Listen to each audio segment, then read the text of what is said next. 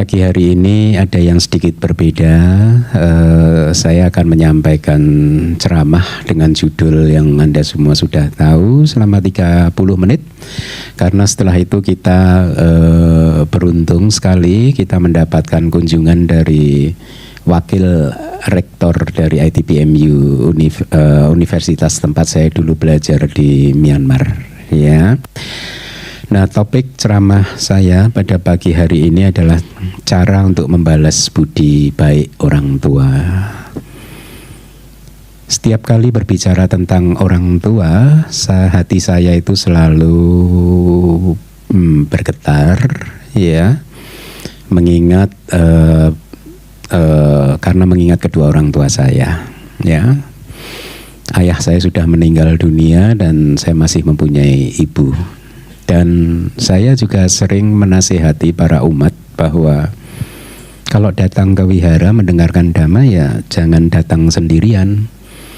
Anda harus berpikir bahwa seperti halnya Anda yang datang ke wihara karena ingin mendengarkan ajaran Buddha dan berbuat baik, maka orang tua Anda juga persis seperti itu sebenarnya. Dia juga tidak hanya Anda yang membutuhkan kebajikan dan karma baik, tapi juga orang tua Anda juga membutuhkan kebajikan dan karma baik. Ya. Nah, saya cukup berbahagia ketika kemudian banyak dari murid-murid di kelas Pariyati Sasana ini lalu datang ke kelas dengan membawa orang tuanya. Untuk itu saya sangat mengapresiasi kebaikan hati Anda untuk juga mendorong orang tua saya untuk bisa melakukan hal-hal yang baik.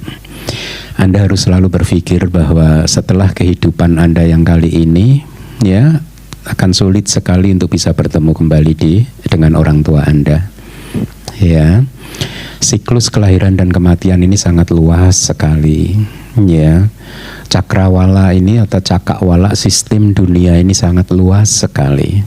Ya, jadi kemungkinan untuk bertemu kembali dengan orang-orang yang kita sayangi itu secara teori menjadi sangat sulit sekali. Oleh karena itu, mumpung saat ini kita bertemu dengan mereka, maka kita harus memperbaiki sikap kita apabila selama ini kita masih mempunyai kesalahan kepada orang tua kita, atau juga bahkan meningkatkan pelayanan kita, hormat kita kepada orang tua, ya, dengan berpikir yang seperti yang tadi saya sampaikan. Karena siklus kelahiran dan kematian ini atau sistem dunia ini sangat luas, bisa jadi nanti Anda terlahir di sistem dunia yang sekarang ini, orang tua Anda terlahir di sistem dunia yang jauhnya mungkin triliunan kilometer dari ini. Jadi bagaimana mungkin kita bisa bertemu? Ya, oleh karena itu manfaatkanlah sekali lagi waktu yang ada sebaik-baiknya. Di sisi lain ada cerita negatif juga yang saya sampaikan. Beberapa tahun yang lalu ada seorang ibu single parents, suaminya sudah meninggal. Kebetulan karena dia single parents, jadi ekonominya mungkin tidak begitu bagus. Dan hal ini membuat si anak sulungnya itu sering marah-marah dan menyalahkan ibunya tersebut atau mamahnya tersebut. Bahkan kata-kata yang keras pernah dikeluarkan oleh anaknya. Kehidupan saya sekarang ini susah karena lahir di keluarga miskin kan gara-gara kamu, gitu. Ya, jadi mamahnya melaporkan, menceritakan kepada saya sambil bercucuran air mata.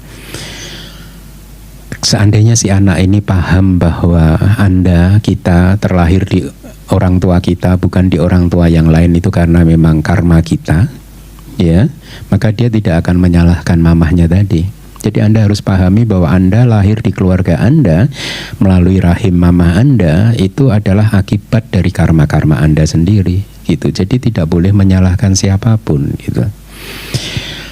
Tidak ada alasan sedikit pun bagi seorang anak untuk menyalahkan atau bahkan berani atau dengan kata kasarnya kurang ajar pada orang tuanya. Ya, tidak ada alasan yang bisa membenarkannya. Perilaku-perilaku yang seperti itu. Kenapa? Karena memang budi baik orang tua itu sedemikian besarnya sehingga sulit ditebus atau dilunasi oleh seorang anak. Bahkan Bahkan Buddha mengajarkan kepada kita dengan sebuah ilustrasi yang sangat, menurut saya sangat ekstrim. Beliau mengatakan, seandainya pun Anda sebagai seorang anak membopong ibu Anda, mamah Anda di bahu atau pundak sebelah kanan Anda, dan membopong ayah Anda di bahu sebelah kiri Anda, dan Anda gendong kemana-mana mereka keliling dunia dengan cara berjalan kaki selama 100 tahun, ya.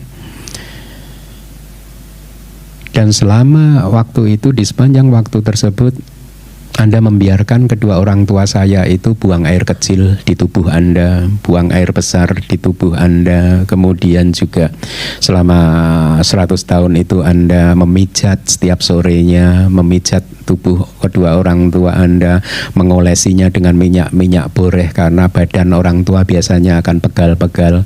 Dengan cara seperti itu pun budi baik orang tua belum dibayar lunas. Makanya tidak ada alasan bagi seorang anak untuk bisa berani pada orang tua menyalahkan orang tuanya. Kenapa? Karena jasa baik atau budi baik orang tua itu besar sekali. Ya. Di dalam salah satu sutta di Anguttara Nikaya, Buddha mengucapkan satu stanza seperti ini.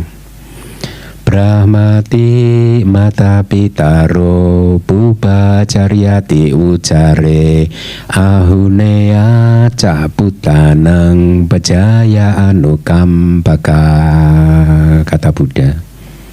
Ya, stanza ini menggambarkan betapa sebenarnya budi baik orang tua itu sangat sulit untuk dibayar lunas.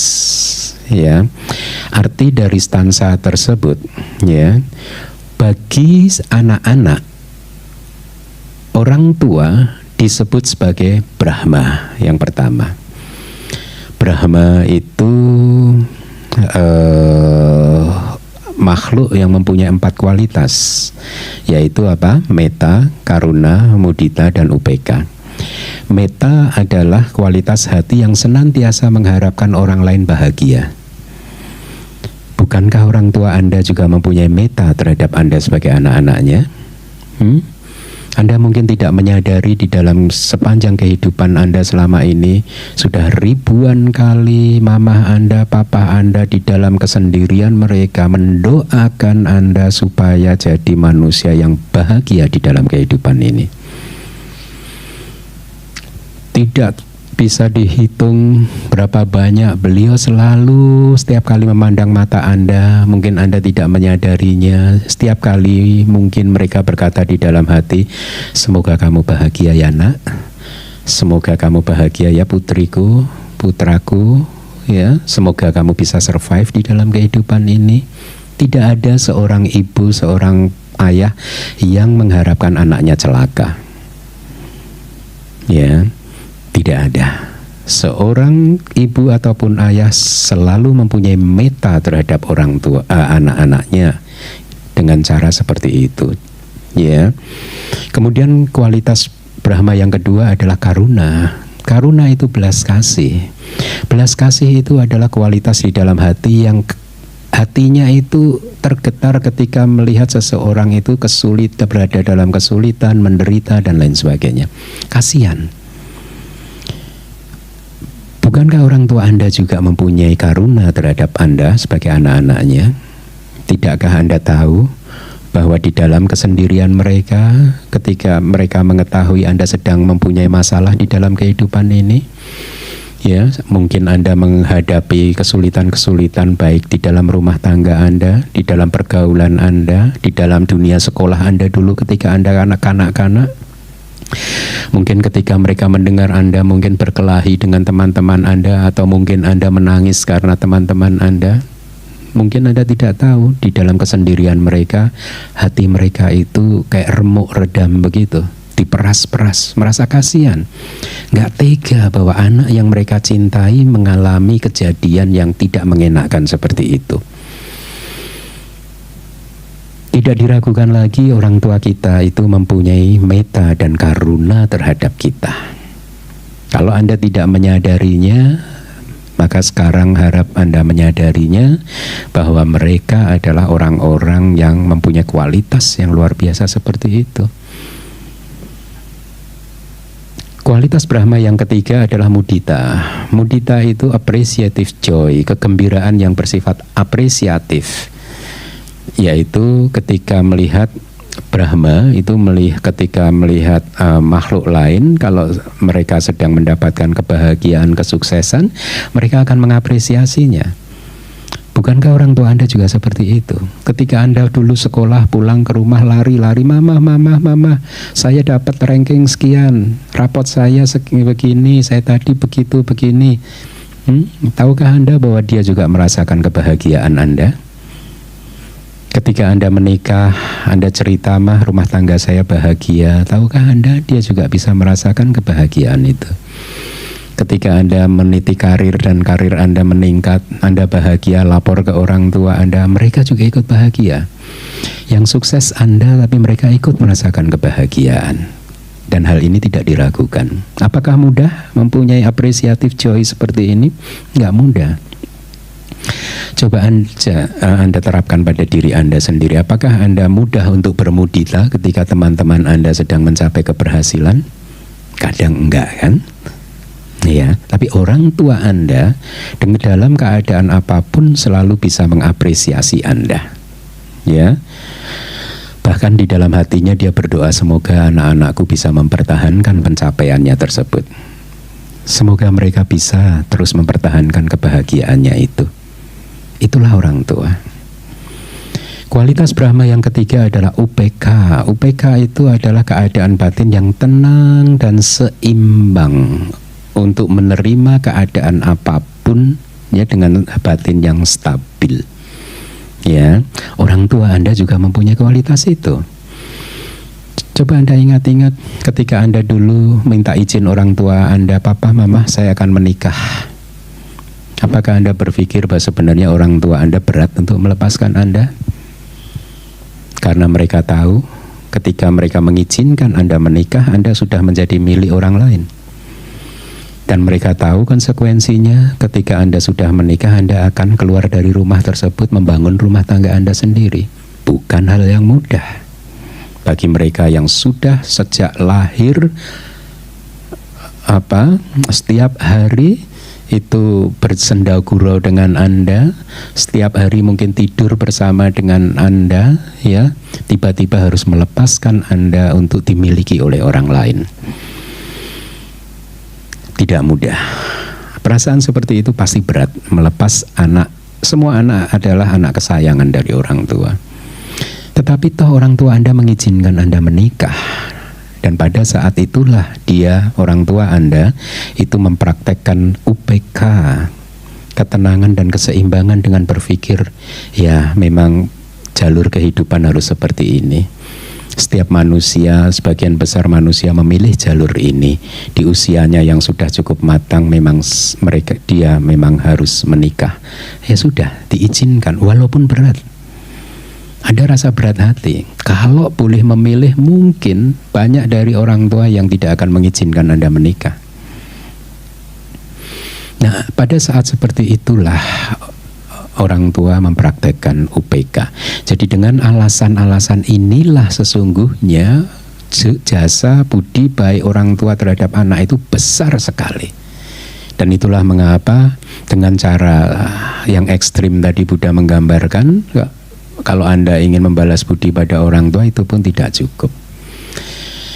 Dari stansa tadi, itu kualitas yang pertama. Kualitas orang yang kedua adalah Brahmati Mata Pitaro Pubacarya. Orang tua adalah guru Anda yang pertama di dalam kelahiran ini. Orang tua kita masing-masing adalah guru kita yang pertama.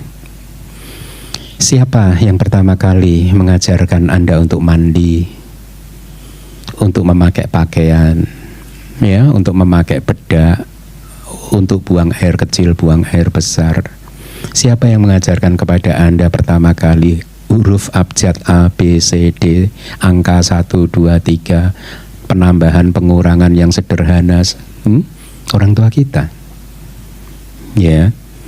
Seandainya Makanya kadang saya berpikir dengan kualitas-kualitas orang tua seperti itu tadi, kalau kemudian ada anak yang berani sama orang tuanya, ini jadi agak mengherankan. Coba Anda berpikir sebentar. Kalau Anda masih berpikir enggak, orang tua saya yang ya memang orang tua orang lain punya meta karuna, tapi orang tua saya enggak. Coba Anda bayangkan, kalau orang tua Anda tidak mempunyai cinta kasih dan belas kasih kepada Anda, mungkin Anda saat ini terlahir sebagai manusia yang cacat. Tahukah Anda selama di dalam kandungan selama 9 bulan lebih itu orang tua kita itu menjaga kandungannya dengan sedemikian rupa? Ya. Tahukah Anda bahwa di masa-masa awal pertumbuhan kita dia sudah menjadi guru pertama yang baik sekali? Cinta kasih mereka besar sekali. Mereka membimbing kita dengan sangat baik sekali seperti itu. Nah, jadi kualitas yang kedua dari orang tua kita adalah mereka adalah guru yang pertama bagi kita semua. Kemudian kualitas yang ketiga adalah pubacarya teocare ahunea caputanang pejaya anukampaka. Orang tua bagi anak-anaknya itu disebut sebagai orang yang paling pantas untuk menerima persembahan-persembahan terbaik dari Anda.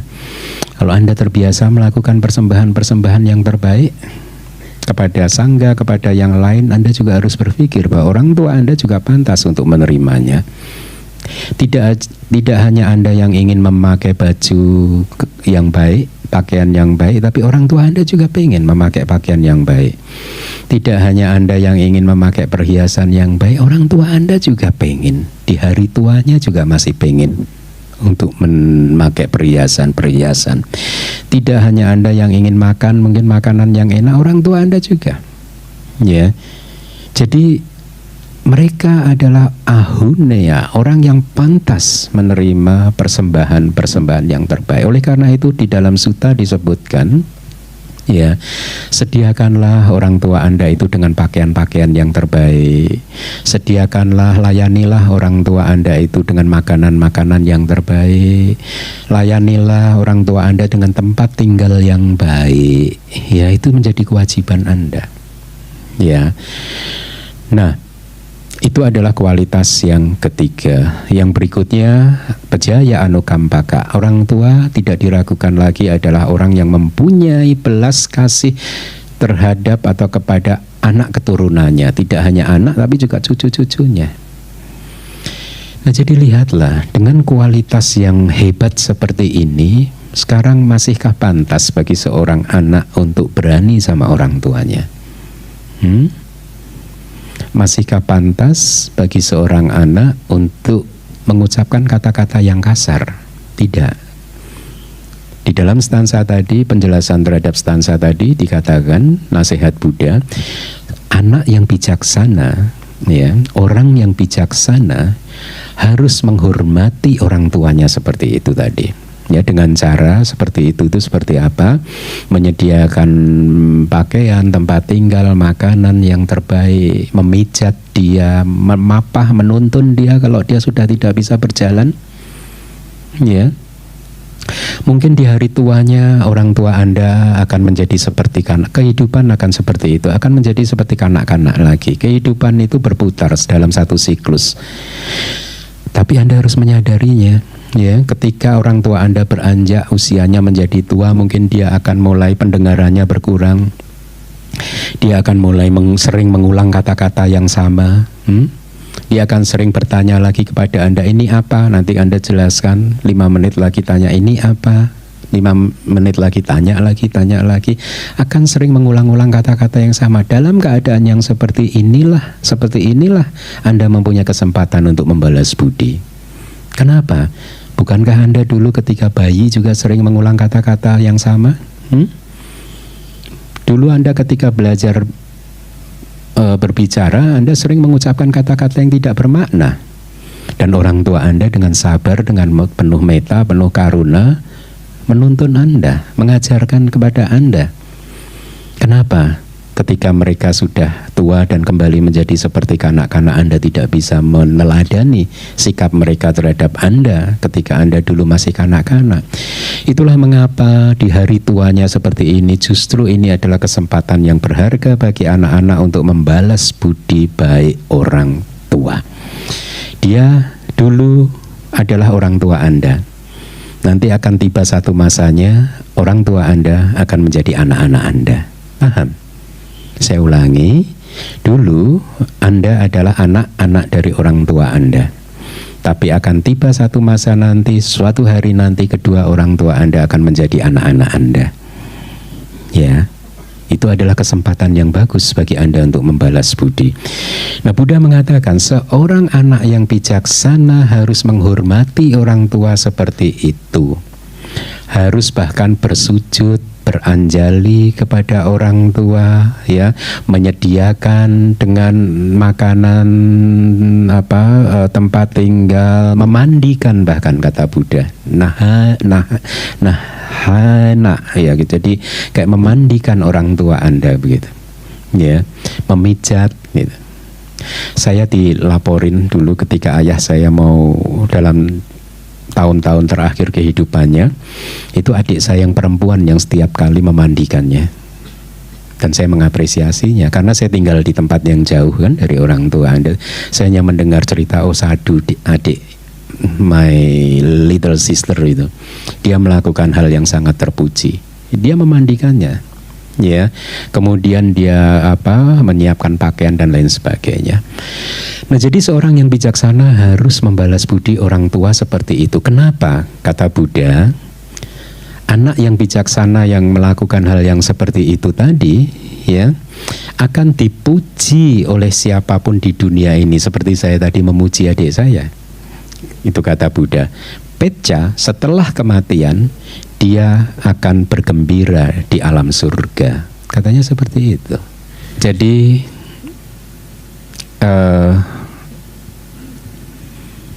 seorang anak yang bijaksana harus menghormati dan melayani orang tua seperti yang saya katakan tadi. Kenapa? Karena anak yang bijaksana seperti ini akan dipuji oleh orang-orang. Orang-orang akan memujinya.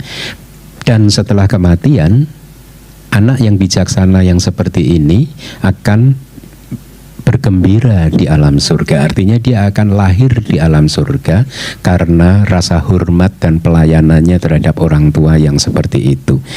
Nah, tapi walaupun demikian kan tadi saya katakan di awal bahwa itu pun belum cukup untuk membalas budi orang tua kan. Lalu apa? Bagaimana cara kita untuk membalas budi ke orang tua? Di sutta yang lain Buddha mengatakan kalau Anda ingin membalas budi pada orang tua, maka lakukanlah 4 hal ini. Kalau Anda tahu orang tua Anda belum mempunyai sada, iman, keyakinan terhadap 5 hal, Buddha, Dhamma, Sangha, karma, dan buahnya, maka Anda harus ajarkan kepada mereka supaya akhirnya mempunyai sada terhadap 5 hal ini. Ya, paham? Yang kedua adalah kalau orang tua Anda belum mempunyai sila, Pancasila, 5 sila, maka Anda harus pelan-pelan mengajarkan kepada orang tua Anda supaya bisa mempraktekkan Pancasila. Yang ketiga, caga. Kalau orang tua Anda belum menjadi orang yang murah hati, maka Anda harus membimbing orang tua Anda untuk menjadi orang yang murah hati, suka berdana, dan lain sebagainya.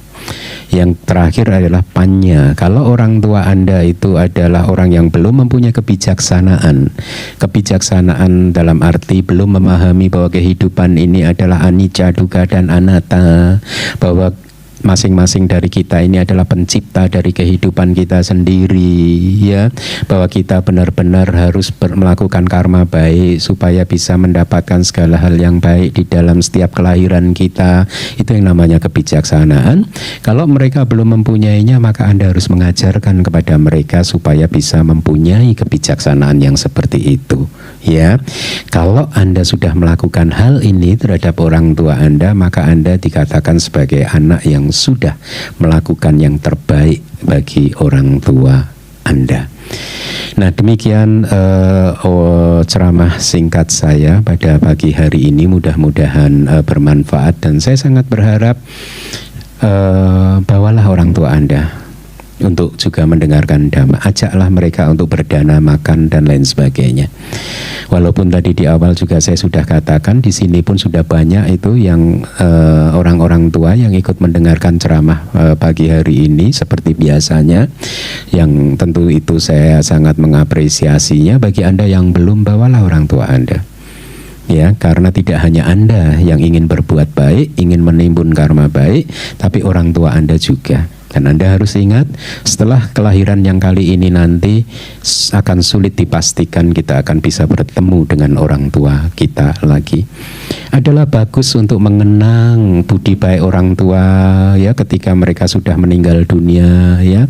Kan sering kan Anda tahu kan, oh untuk mengenang almarhum, almarhumah atau mendiang mamah, mendiang papa, lalu si anak mengadakan acara besar-besaran dan saling mengungkapkan rasa kasihnya, rasa sayangnya, rasa hormatnya, rasa apresiasinya kepada orang tua mereka yang sudah meninggal. Tetapi lihatlah, Anda mengapresiasinya ketika mereka sudah meninggal.